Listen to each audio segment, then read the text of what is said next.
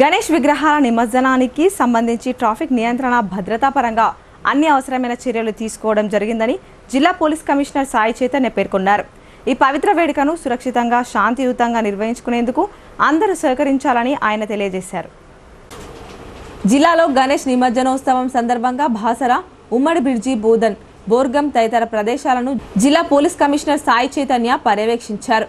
అర్ధరాత్రి సమయం వరకు గణేష్ నిమజ్జనం నిర్వహిస్తున్నటువంటి బాసర, ఉమ్మడ బ్రిడ్జి, బోధన్, బోర్గం తదితర ప్రదేశాలను ఆయన పర్యవేక్షించి అధికారులకు సూచనలు చేశారు.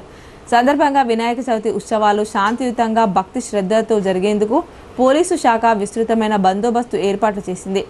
సందర్భంగా జిల్లా పోలీస్ కమిషనర్ సాయి చైతన్య మాట్లాడుతూ గణేష్ విగ్రహాల నిమజ్జనానికి సంబంధించి ట్రాఫిక్ నియంత్రణ భద్రతా పరంగా అన్ని అవసరమైన చర్యలు తీసుకోవడం జరిగిందని పౌరులందరికీ కోరుతున్నామన్నారు.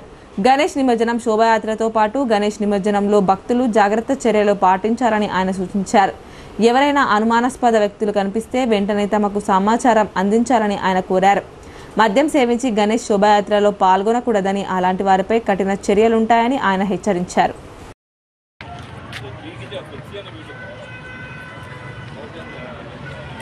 बात